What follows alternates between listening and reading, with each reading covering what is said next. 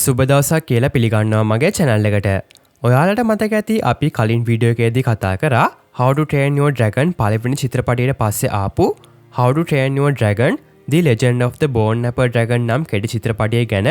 ඉතින් අද වීඩියෝ එකේදී අපි කතා කරන්න යන්නේ එම Legend of the Bone-Snapper Dragon නම් කෙටි චිත්‍රපටයට පස්සේ ආපු Book of Dragons නම් ඊළඟ කෙටි චිත්‍රපටය ගැනයි. හොඳයි, මෙම චිත්‍රපටය තුළදී අපි ඩ්‍රැගන් ට්‍රේනර් කෙනෙක් වෙන්න බලාපොරොත්තු වෙන කැන්ඩිඩේට් කෙනෙක් විදිහට නොයෙකුත් වූ මකර වර්ගයන් ගැන සහ හිකාප් ඇතුළු ඔහුගේ යහළුවන් පිරිස එම එක් වර්ගවල මකරුන් පුහුණු කරන්න භාවිතා කරන ඔවුන්ම හොයාගත්ත සුවිශේෂී ටෙක්නික්ස් ගැන තමයි ඉගෙන ගන්න යන්නේ. එහෙනම් ඩ්‍රැගන් ට්‍රේනර් කෙනෙක් වෙන්න සිහින දකින ඔයාට මේ වීඩියෝ එක අනිවාර්යෙන්ම ගොඩක් වැදගත් වෙයි කියලා හිතනවා. ඉතින් ඔයා තාමත් මගේ channel එක subscribe කරේ නැත්නම් දැන්ම subscribe කරන්න. ඒ වගේම මේ වීඩියෝ එකට like කරලා share කරන්න. එහෙනම් ඩ්‍රැගන් ට්‍රේනර් කෙනෙක් වෙන්න අවශ්‍ය කරන පුහුණුව දැන් පටන් ගන්නවා. ඔක්කොලාටම good luck.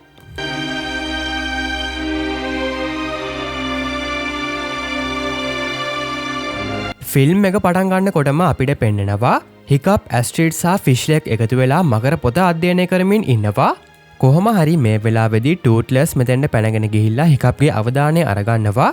හිකප් අහනවා ටූත්ලස් මොකද උනේ කියලා. ඊට පස්සේ තමයි ටූත්ලස් හිකප් ඇතුළු පිරිසට අපේ දිහා පෙන්නන්නේ. කොහොම හරි ඊට පස්සේ අපිව දැකපු හිකප් හේ කියලා කතා කරනවා. ෆිෂ්ලෙක් මේ වෙලාවේදී වාව් අලුත් මකර පුහුණු කරන්නෙක් කියලා කියනවා. ඊට පස්සේ ගෝබරුත් මෙතෙන්ට ඇවිල්ලා අපිට කතා කරලා මකරුන්ගේ විස්තර අඩංගු මකර පොත විවෘත කරනවා. මේ කවර දෙක තුර තමයි ඔබට බලාපොරොත්තු වෙන්න පුළුවන් අසිරිමාත්ම සත්වයන් ඉන්නේ. සමහරක් අය ඔබ දැකලා තියෙනවා. නමුත් සමහරක් අය ඉන්නවා ඔබ කවදාවත්ම දැකලා නැති. පසුව ගෝබර් මේ කට්ටියට මකරුන් ගැන බය හිතෙන කතා ටිකක් කියනවා. කොහොම හරි හිකප් මේ වෙලාවේදී කියනවා ගෝබර් ඔයාට බෑ අපිව බය කරන්න. අපි දැනටමත් මකරුන්ව පුහුණු කරලා තියෙනවා කියලා. ඉතින් ගෝබර් නම් කියන්නේ මෙම පොතේ අඩංගු වෙන්නේ නිකම් පුහුණු කිරීමක් විතරක් නෙමෙයිලු. මේලු සම්පූර්ණ අලුත් මකර ලෝකයක් විවෘත කරන්න තියෙන යතුරු. මම නම් හිතන්නේ නෑ මේක පටන් ගත්තේ කවුද කියලා. ඔයාලා දන්නවා ඇති කියලා. ඔයාලා දන්නවාද? ඊට පස්සේ ගෝබර් අහනවා. මේ වෙලාවේ ඇස්ට්‍රිඩ් කියනවා මං හිතන්නේ එයට බෝග් ද බෝල්ඩ්ගේ සම්බන්ධයක් තියෙනවා කියලා. ඉතින් ගෝබර් කියනවා ඔව්. හැබැයි ඔහු බෝග් ද බෝල්ඩ් වෙන්න කලින් ඔහුව හඳුන්වලා තියෙන්නේ බෝක් very unfortunate කියලාලු. ඒක නම් හරිම අමුතුවන් වර්තනාමයක්. හිකප් කියනවා කොහොම හරි ඊළඟට අපි හැමෝටම බලාගන්න පුළුවන් මෙම බෝක්ව very unfortunate නමින් හඳුන්වන්න හේතුව මොකක්ද කියලා. පේන විදිහට මොහුට මකරු නිසා විශාල කාර්දර තොගයකට මුහුණ දෙන්න සිද්ධ වෙලා තියෙනවා. ඉතින් අපේ ගෝබර්ගේ මීමුත්තෙක් තමයි මේ බෝක් කියන්නේ. ගෝබර් කියන විදිහට බෝක් නිතරම කිව්වාලු ඔබ කොතනකදී හරි මකරෙක්ව දුටුවොත් දුටු තැනම ඝාතනය කරන්න කියලා. කොහොම හරි ඊට පස්සේ බෝක්ට අදහසක් ඇවිත් තියෙනවා මකරුන්ව වර්ගීකරණයකට ලක් කරන්න. මේ අනුව ඔහු මකර විශේෂයන් ගොඩක් අධ්‍යයනය කරලා එම අධ්‍යයනය කරපු මකරුන්ගේ පොදු ලක්ෂණ අනුව බෝක් විසින් මකරුන්ව ප්‍රධාන පන්ති 7කට වෙන් කරලා තියෙනවා. ඊට පස්සේ ගෝබර් කට්ටියගෙන් අහනවා පළවෙනි පන්තියේ මකරුන් ගැන බෝක් මොනවද කියලා තියෙන්නේ කියලා. ඉතින් හිකප් කියනවා ස්ටෝකර් ක්ලාස් කියලාලු පළවෙනි පන්තිය හඳුන්වන්නේ. පොතේ සඳහන් වන විදිහට මොවුන් ඉක්මනින්ම කේන්ති යන ඉතාමත් දරුණු ගිනි පිඹින්නන් වනවලු. කොහොම හරි ස්ටෝකර් පන්තියට අයත් ටෙරර් වර්ගයේ කුඩා මකරුන්ව පුහුණු කරන්න ආලෝකය භාවිතා කරලා හිකප් අපූරු ක්‍රමයක් හොයාගෙන තියෙනවා. ඒ වගේම තමයි බෝක් පොතේ සඳහන් කරලා තියෙන විදිහට ටෙරර්ස්ලා ගොඩක් සෝෂල් ක්‍රීචර්ස්ලා වනවා. මීට අමතරව මොවුන් කණ්ඩායමක් විදිහට දඩයම් කරන්න කැමතිලු. මොන්ස්ටර්ස් නයිට්මෙයර් කියලා තමයි ස්ටෝකර් වර්ගයට අයත් දෙවන මකර විශේෂය හඳුන්වන්නේ. සඳහන් වන විදිහට ඉතාමත් ඉක්මනින් කේන්ති යන ඒ වගේම තමයි කේන්ති ගියාම ඉතාමත් දරුණු මකර විශේෂයක් තමයි මේ මොන්ස්ටර්ස් නයිට්මෙයර් කියන්නේ. ගිනි පිඹීමට අමතරව මොවුන්ට පුළුවන් තමන්ගේ මුළු ශරීරයම ගිනිදළු වලින් ආවරණය කරගන්න.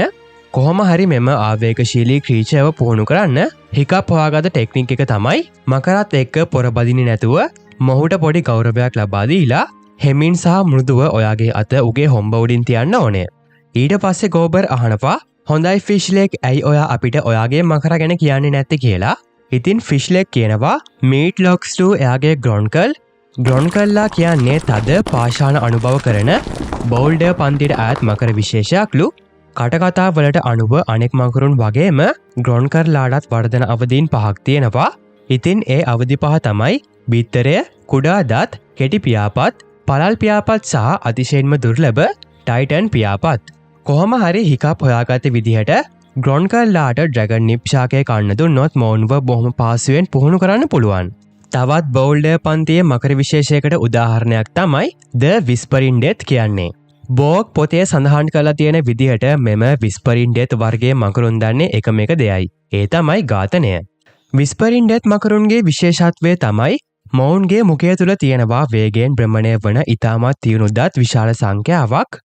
ඉතින් මේ නිසා මවුන්ට පුළුවන් හරියට නිකන් යෝධ ට්‍රිලිම් මැෂින් එකක් වගේ ඕනෑම තද පොළොවක් පාෂාණයක් සිදුරු කරගෙන ඒ හරහා ගමන් කරන්න. මීට අමතරව මෙම මකර විශේෂයට පුළුවන් වලලු වගේ ගින්දර පිට කරන්න. කොහොම හරි විස්පරින් ඩෙත්ලාට භයානක රෙපියුටේෂන් එකක් තිබුණත් මේ මකරුන් ඉතාමත් කැමතිලු කවුරු හරි බ්‍රෂ් එකක් අරන් මොවුන්ගේ දත් මදිනවාට. ඉවසීමෙන් අපිට ඕනෑම මකරෙක්ව පුහුණු කරන්න පුළුවන්. එය ඊළඟට අපි කතා කරන්න යන ෆිය ක්ලාස් එකටත් අදාළයි. මේ වෙලාවේදී හිකප් කියනවා. ෆිය පන්තියේ මකරුන්ගේ පොදු ලක්ෂණය තමයි මොවුන් ඉතාමත් නිශ්ශබ්දයි සහ රාසිගතයි. ඒ අනුව ඔයා කොහෙත්ම බලාපොරොත්තු නොවූ වෙලාවක තමයි මේ මකරුන් ඔයාට පහර දෙන්නේ. සිපල් බැක් කියන්නේ ෆිය පන්තියේ මකරෙකුට උදාහරණයක්. ඉතින් How to Train Your Dragon පළවෙනි චිත්‍රපටයේ අපි දැක්ක වගේ සිපල් බැක් මකරෙකුට ඔලු දෙකක් තියෙනවා. ඉතින් එක් ඔලුවකින් දහන වායුව පිට කරනවා. එතකොට අනෙක් ඔලුවෙන් එම පිටකරපු දහන වායුව ගිනි අවුලවනවා. කොහොම හරි හිකප් හොයාගත්ත විදිහට සිපල් බ්ලැක්ලාගේ ඔලු දෙකටම එකපාර කන්න දුන්නොත් එවිට මේ ඔලු දෙකම යම්කිසි එක දෙයකට එකඟ වන තනි මකරෙක් බවට පත් වෙනවා. ඊට පස්සේ ඔයාට මකරත් සමග යාළු වෙන්න තියෙන හොඳම ක්‍රමය තමයි මොහුත් එක්ක සෙල්ලම් කරන එක. ඊළඟට අපි කතා කරන්න යන ෆිය පන්තියට අයිති මකර විශේෂය The Devious Snaptrapper කියලා තමයි හඳුන්වන්නේ. ඉතින් ඔලු හතරේ භයානක මකරෙක් තමයි මේ The Devious Snaptrapper කියන්නේ. ඇස්ට්‍රිඩ් කියනවා පොතේ සඳහන් වන විදිහට මේ මකරාට තියෙනවාලු ස්වීට් චොක්ලට් ස්මෙල් එකක්. ඉතින් මේ මකරා උගේ එම ස්මෙල් එක භාවිතා කරලා වයිකින්ලා ගොඩ දෙනෙක්ව උගේ මාරාන්තික උගුල්වලට හසු කරලා තියෙනවා. කොහොම හරි අන්තිමට ගෝබර් කියනවා එක් දවසක් බෝක් විසින් ස්නැප්ට්‍රැපර්ස්ලා ගැන සිත් ගන්නාසුළු දෙයක් හොයාගත්තාලු. ඒක තමයි ඔහු දැනගත්තාලු ස්නැප්ට්‍රැපර්ස්ලා වර්ෂාවට ඉතාමත් ප්‍රිය කරනවා කියලා. ඒ අනුව වැස්සෙහි තෙමුණට පස්සේ මේ මකරුන් මඩත් සමග සෙල්ලම් කරනවාලු. ඊළඟට අපි කතා කරන්න යන මකර පන්තිය ශාප් ක්ලාස් කියලා තමයි හඳුන්වන්නේ. ඉතින් ඇස්ට්‍රිඩ්ගේ මකරා වන The Deadly නැඩ අයිති වෙන්නේ මෙම ශාප් පන්තියට.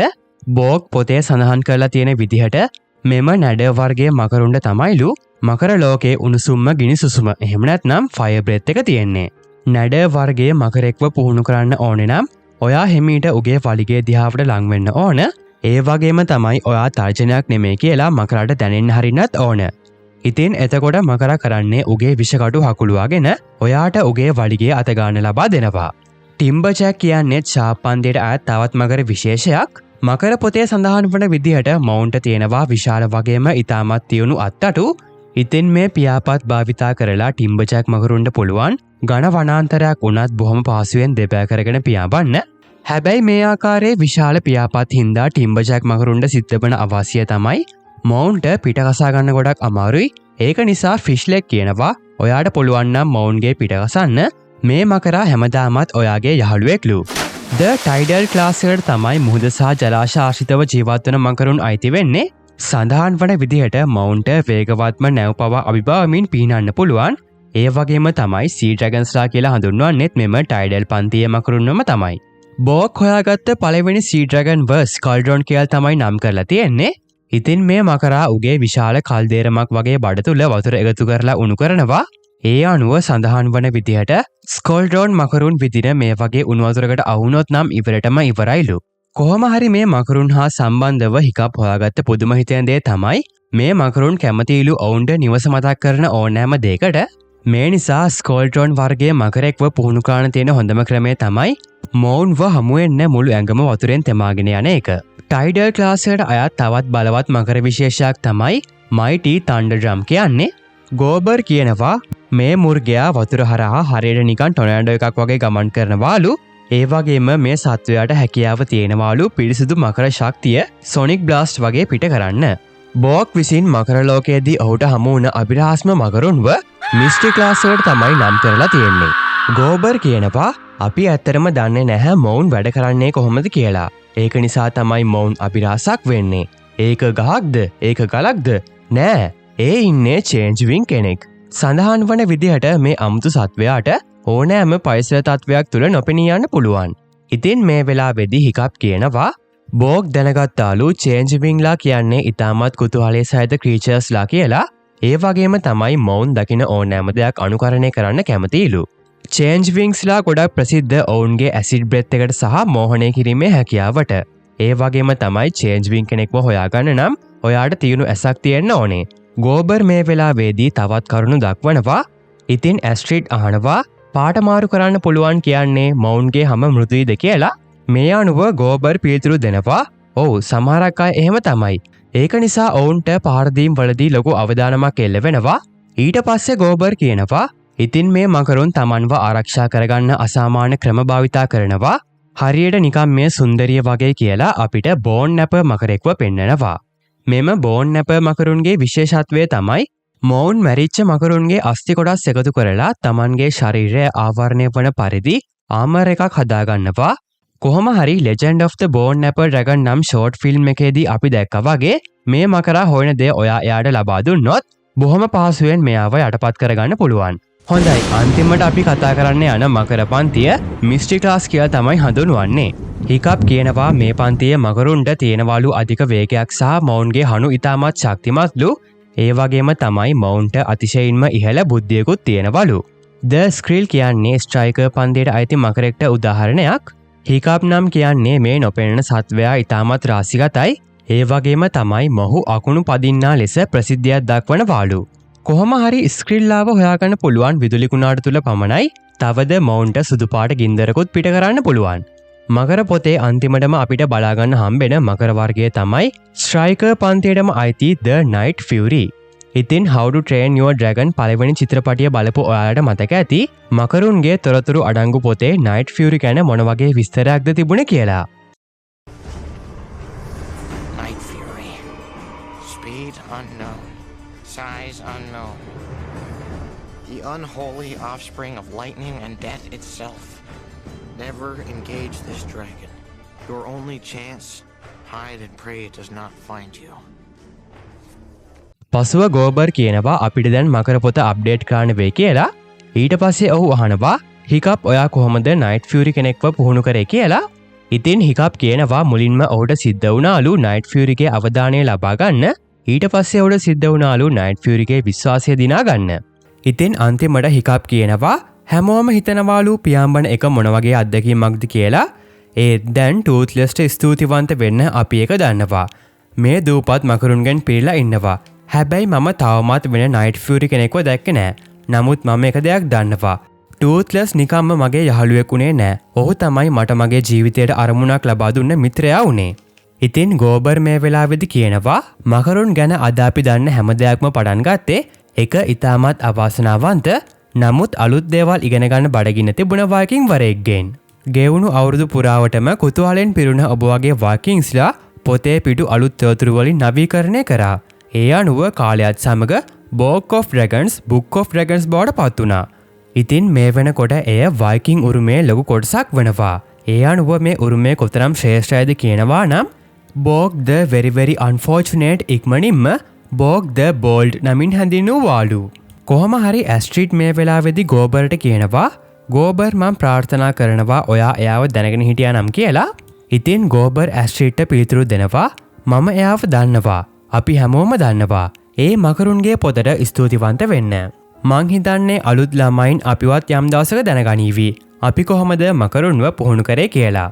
හිකප් මේ වෙලාවේදී කියනවා අනිවාර්යෙන්. නමුත් ඔබලාට බෝග් නවත්තපු එක දිගටම පවත්වාගෙන යන්න සිද්ධ වෙනවා. ගෝබර් අන්තිමට අපේ යහළුවන්ට කියනවා. එහෙනම් වීඩියෝ එක අන්තිම වෙනකම් බලපු ඔයාටත් සුබ පැතුම්. මොකද ඔයත් දැන් ඩ්‍රැගන් ට්‍රේනර් කෙනෙක්. අනිවාර්යෙන්ම පහලින් කමෙන්ට් එකක් දාන්න. අද අපි කතා කරපු මකර වර්ග අතරින් ඔයා ඔයාගේ යහළුවෙක් විදිහට පුහුණු කරන්න කැමති මොන වගේ මකරෙක්වද කියලා. වීඩියෝ එක බැලුවට ගොඩක් ස්තුතියි. ඊළඟට අපි Gift of the Night Fury film එකෙන් හමු වෙමු. අද මං ගිහින් එන්නම්. ජය වේවා.